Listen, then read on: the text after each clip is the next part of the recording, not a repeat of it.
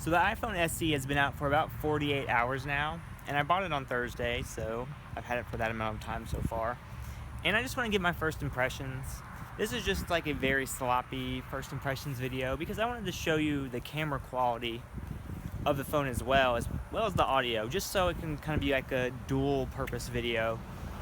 So I'm doing like a vlog style thing outside, give you my impressions, and I'll show you some up close shots of, stuff around my house. So to begin with, this iPhone is 4 inches. So coming from bigger phones like the Galaxy S7 and even a bigger phone, the LG V10, this thing is super small, and I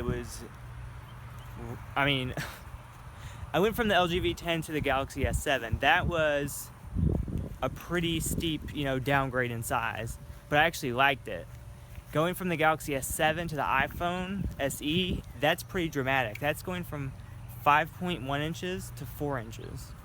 And it's also going from a device with hardly any bezels to a device with very big bezels.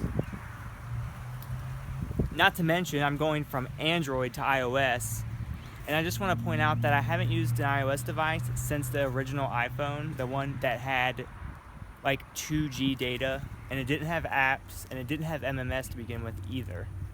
So it's just like a big, shell shock to me. But as I'm getting, into reviewing tech, I figured it would be, I need to do this. I need to get familiar with the iOS ecosystem because I'm losing out on a lot of opportunities by not having an iPhone. I'm, losing the opportunity to test an Apple Watch, which I really want. I'm losing the opportunity to test a lot of accessories and apps that are only available for iOS.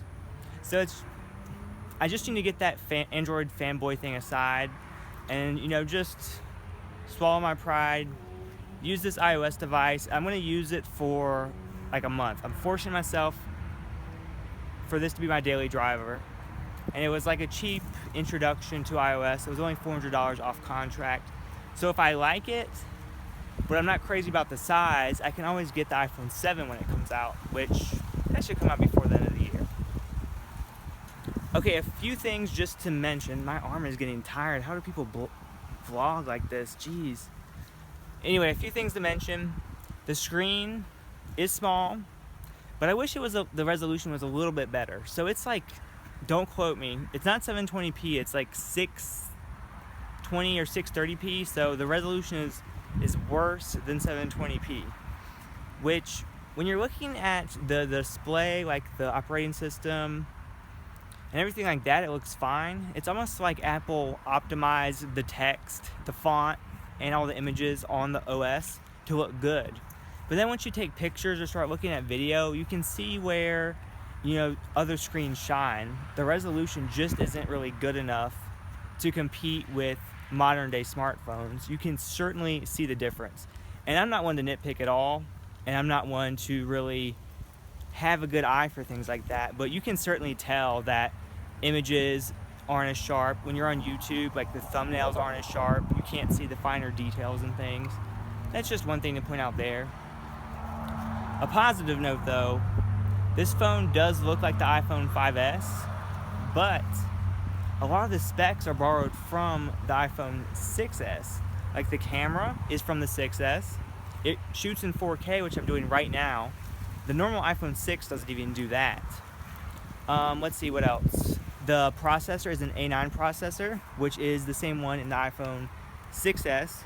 So in a lot of ways, this is not a downgrade phone. If you're looking for a small phone, this is the one to get. Like, this is the best small phone regardless of operating system. Out of Android and iOS, this is the best one to get.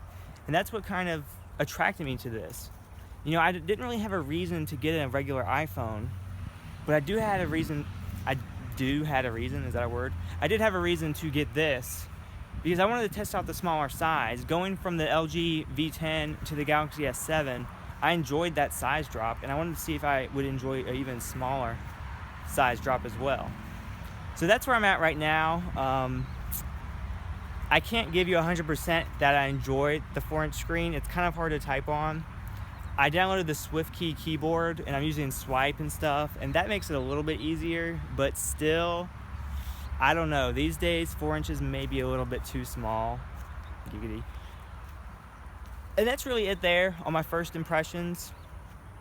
Of course, there's the usual going from Android to iOS, like what apps to use. I downloaded all my normal things. I downloaded Google Play Music, which I used with YouTube Red. I downloaded Amazon MP3. I downloaded Gmail, which I like better than the Apple Mail client. Let's see what else. I need to download Google Keep for iOS because I have all my notes and stuff on that. And that's about it. You know, I haven't really seen too many bad things or limitations on that. Of course, all the apps and stuff I paid for on Android, I cannot just like get for free on iOS, so I'd have to pay for those. The transition from Android to iOS was nice because when you start up your phone, it says, you know, what do you want to do? And I said, click transfer from Android. And I downloaded an app on my Android device and it switched right over. I had an option of picking, you know, contacts, video, stuff like that. Oh my God, my arm is really hurting. I'm so weak. Oh my God, okay, I'm rambling on and on and on. That's really my very first impressions. It's a great device. No compromises on specs other than the screen, I would say. Battery life, I didn't talk about that, but that is really good. Standby time is great. All day battery life for sure. I don't know the exact numbers on it yet just because I've only had it for 48 hours. Of course, that's coming in the full review, so subscribe for that. But my next plans for my next video is to do like a top 5 like things I love about the iPhone SE. So stay tuned. I cannot talk, it's too early. I need my coffee. Stay tuned for that.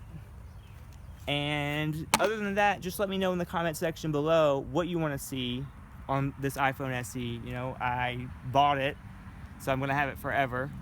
I'm of course going to do a comparison to like the Galaxy S7, a full comparison, maybe a camera comparison, whatever. That's it, guys. See you next time. How do I turn this thing off? Right here. Bye.